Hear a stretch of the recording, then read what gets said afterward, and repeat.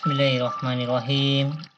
Assalamualaikum warahmatullahi wabarakatuh. Alhamdulillahirabbil alamin. Alhamdulillahilladzi an'ama 'alaina bi ni'matil iman wal islam. Wassalatu wassalamu ala asyrafil anbiya'i wal mursalin. Sayyidina wa maulana Muhammadin wa ala alihi wa ashabihi wa ala alladhina ittaba'ahum bi ihsanin ila yaumiddin, amma ba'd. Alhamdulillah, puji syukur kehadirat Allah Subhanahu wa taala yang telah memberikan kita nikmat. Allah Subhanahu wa taala memberikan semua yang kita butuhkan. Namun Allah Subhanahu wa taala tidak memberikan yang kita sukai dan yang cintai, karena Allah lebih tahu akan apa yang kita butuhkan. Salawat serta salam pada junjungan kita Nabiullah Muhammad sallallahu alaihi wasallam. Beliau adalah manusia yang sempurna dan paripurna.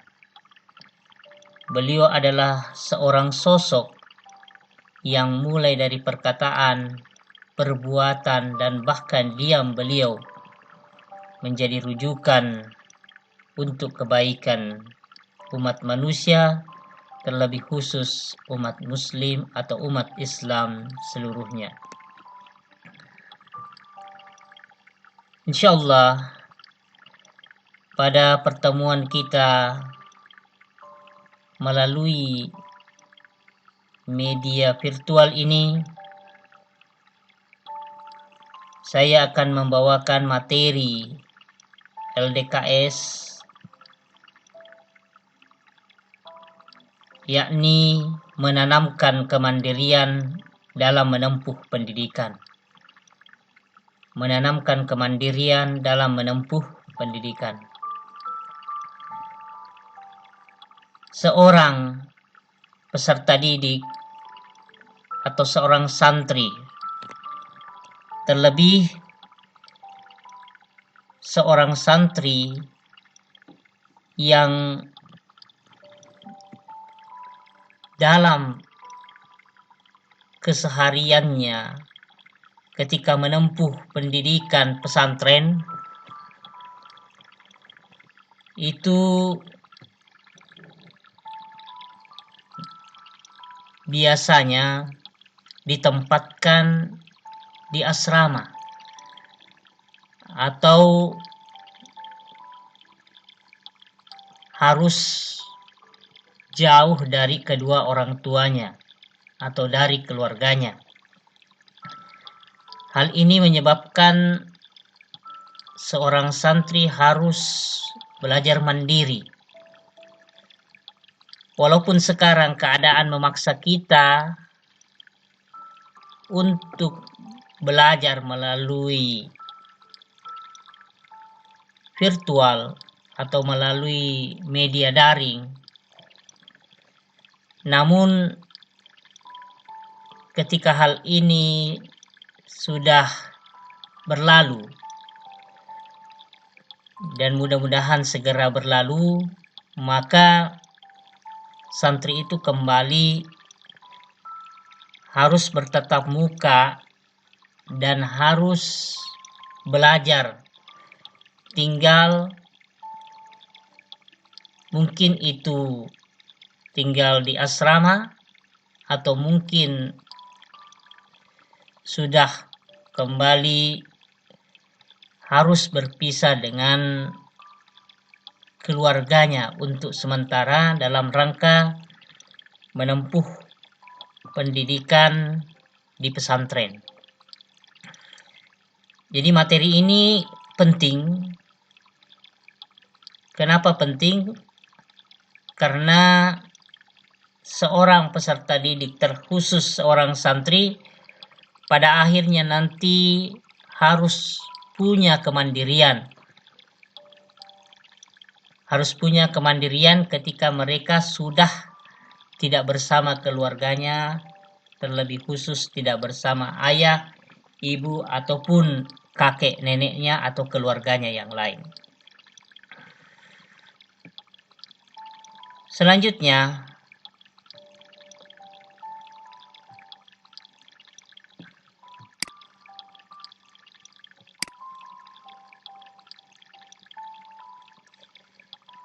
apa itu kemandirian dan apa itu pendidikan?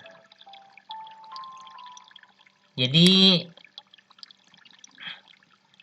kemandirian menurut Kamus Besar Bahasa Indonesia adalah hal atau keadaan seseorang dapat berdiri sendiri atau tidak bergantung kepada orang lain. Jika seseorang sudah dapat berdiri sendiri dan tidak terlalu banyak bergantung kepada orang lain, maka itu adalah makna dari kemandirian.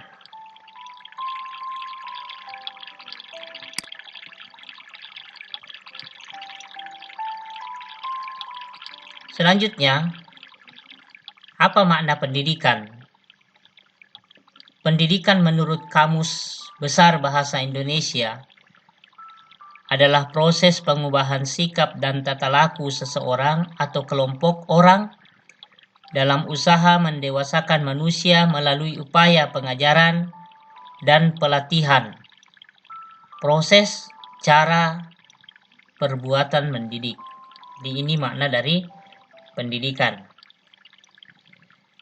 Jadi apa sebenarnya makna dari materi yang akan kita bahas sesudah kita lihat maknanya secara bahasa, maknanya yang terdapat dalam Kamus Bahasa Indonesia?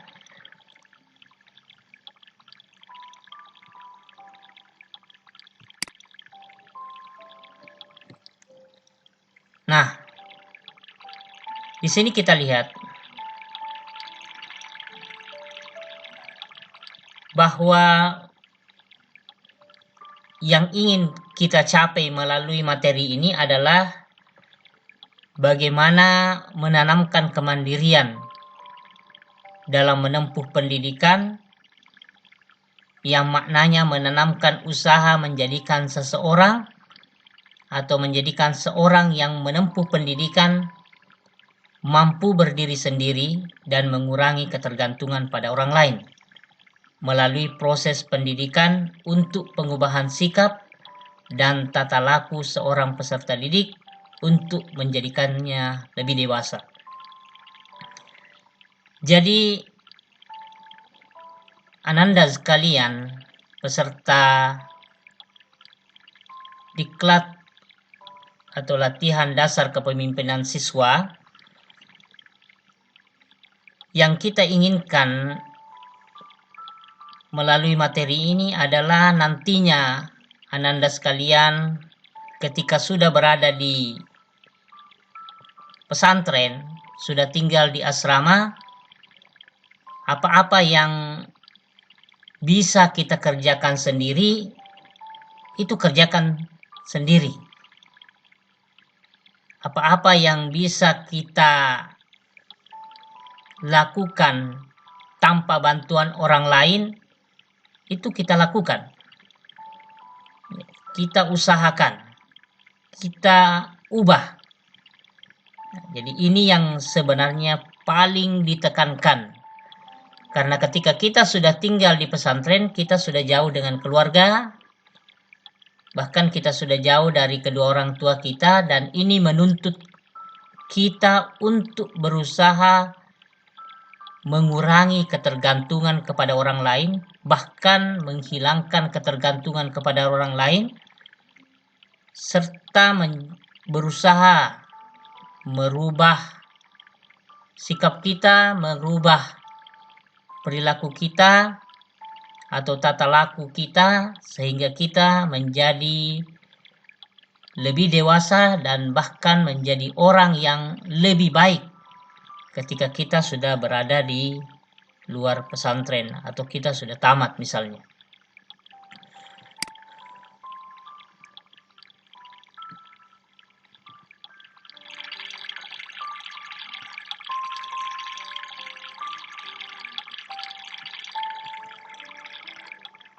Nah,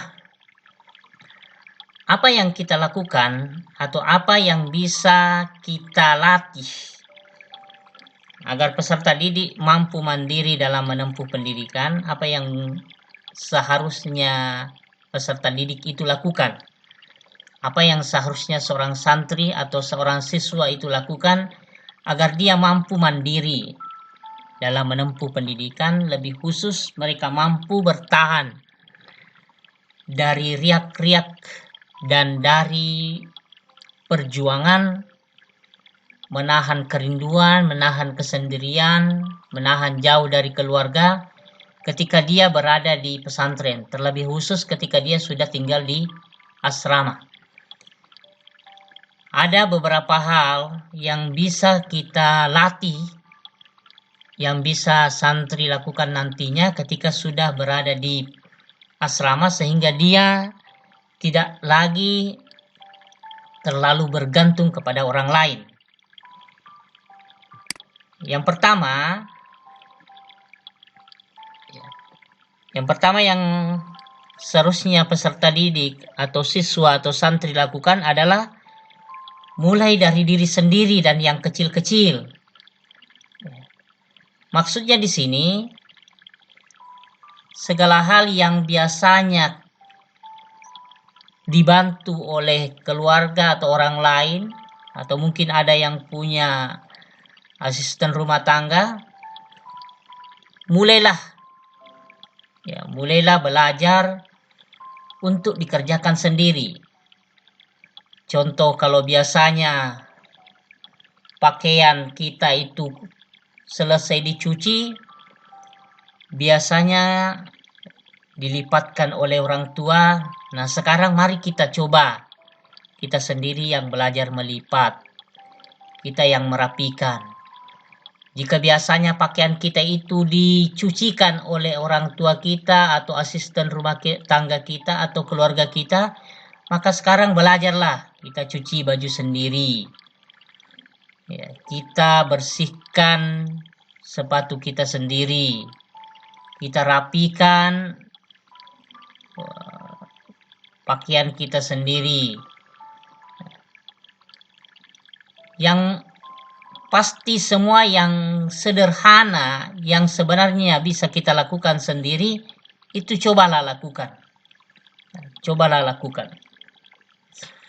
Cobalah kita membersihkan lingkungan terkecil kita, minimal di bagian tempat tidur kita, di lemari kita.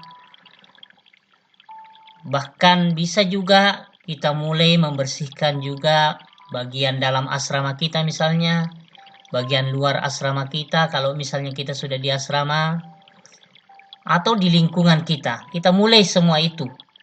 Semua ada permulaannya. Semua ada startnya. Ini yang pertama. Yang kedua,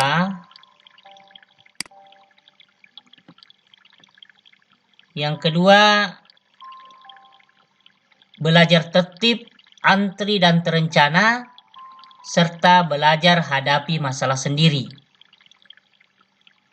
Jadi ini yang kedua dan yang ketiga. Belajar tertib, antri dan terencana, maksudnya yang dilakukan itu cobalah tertib. Contohlah seperti aktivitas ibadah kita, misalnya dalam wudhu. Dalam wudhu misalnya dimulai dengan membasuh kedua tangan, dilanjutkan dengan yang kedua, yang ketiga, dan yang terakhir. Atau misalnya dari sholat, cobalah lihat dari sholat, dimulai dengan takbir, Allahu Akbar, diakhiri dengan salam. Jadi dilakukan dengan tertib. Kemudian antri dan terencana. Jadi terencana. Semua kegiatan yang kita lakukan itu direncanakan dengan baik. Contoh, ketika nanti kita mendapatkan tugas dari madrasah, atau ketika kita mendapatkan tugas dari ustaz-ustazah atau guru-guru kita, maka kita jangan selalu menunda-nundanya. Cobalah kita rencanakan dengan baik. Karena ketika tidak direncanakan dengan baik, tugas-tugas yang ada itu akan menumpuk. Hari ini belajar fikih misalnya. Dan pada hari ini kita mendapatkan tugas fikih. Ketika sampai di asrama, kita sibuk dengan aktivitas lain, sampai lupa mengerjakan tugas dari fikih, dari guru fikih kita. Akhirnya besok ketika masuk misalnya guru matematika, kita juga mendapatkan tugas dari guru matematika itu, tugas kita sudah menumpuk. Begitu seterusnya.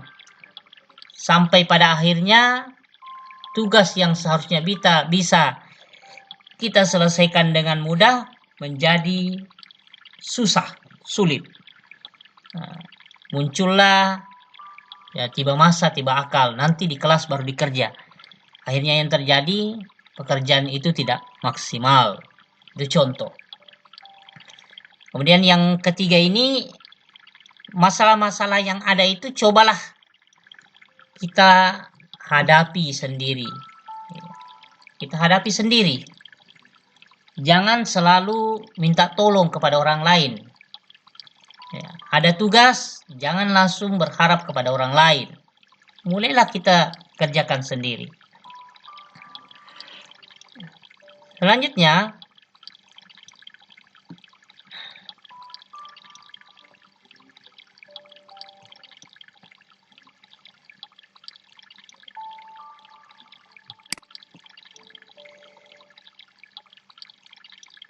Selanjutnya, yang keempat, ketika kita sudah terbentur akan masalah yang kita hadapi, walaupun kita sudah berusaha dengan terbaik, yang bisa kita lakukan selanjutnya adalah bertukar ide dan pikiran. Kita bertukar ide, kita meminta saran mungkin dari pembina asrama kita atau dari teman-teman kita terhadap masalah yang kita hadapi. Ya. Jadi walaupun kita dituntut untuk menghadapi masalah sendiri, tentu di sini juga tidak menutup kemungkinan masalah yang kita hadapi itu bisa kita pecahkan, bisa kita cari solusinya melalui bertukar ide, bertukar pikiran, meminta saran kepada pembina kita. Misalnya saya memiliki masalah seperti ini, tolong solusinya kira-kira bagaimana. Atau kepada teman-teman kita, saya punya masalah dalam mengerjakan soal fikih, soal matematika, soal akidah. Kira-kira ini jalan keluarnya bagaimana. Bukan langsung meminta jawaban, tapi kita meminta kira-kira kalau yang seperti ini di mana saya bisa dapatkan jawabannya, atau kira-kira bagaimana saya mengetahui cara menjawab materi ini. Itu yang terbaik. Jadi jangan langsung justru meminta jawaban misalnya, atau langsung menyuruh orang untuk mengerjakan tugas Anda. Tidak seperti itu. Orang yang belajar dan ingin menjadi lebih baik itu harus mulai meningkatkan kompetensinya dalam menghadapi masalahnya, kemudian mulai belajar untuk bertukar ide dan pikiran. Ini penting, karena tanpa hal tersebut kita akan menemukan jalan buntu. Dan yang terakhir, yang kita harus pegang teguh adalah belajar menerima kritik. Orang yang belajar mandiri itu, terutama dalam menempuh pendidikan itu, akan banyak riak-riak yang terjadi. Mungkin di sana-sini juga akan terjadi kritikan dalam beberapa hal yang mungkin kita terkadang tidak pernah bayangkan, maka hal-hal seperti itu kita harus pelajari dan kita harus mulai bersabar, mulai belajar menerima kritik. Apalagi dasar yang kita tahu bahwa tidak ada manusia yang sempurna. Karena kesempurnaan itu hanya milik Allah Subhanahu wa Ta'ala. Jadi ini beberapa hal yang saya harapkan bisa Ananda semua lakukan agar nantinya ketika sudah masuk di asrama, sudah masuk pesantren, sudah kembali normal seperti biasanya kita bisa bertatap muka. Kita atau para santri, para siswa, para peserta didik bisa belajar untuk mandiri dengan 5 hal ini. Yang pertama, mulai dari diri sendiri dan yang kecil-kecil. Yang kedua, belajar tertib, antri dan terencana. Yang ketiga, belajar hadapi masalah sendiri. Yang keempat, sering bertukar ide dan pikiran. Yang kelima, belajar menerima kritik. Ya. Jadi ini mungkin materi kita pada kesempatan ini. Mudah-mudahan Ananda semua senantiasa dalam lindungan Allah Subhanahu wa Ta'ala, dan mudah-mudahan kita bisa bertemu kembali di dunia nyata, bisa bertatap kembali di kelas, bisa bertemu kembali di pesantren As'adiyah kita. Wabillahi taufiq wa sa'adah. Assalamualaikum warahmatullahi wabarakatuh.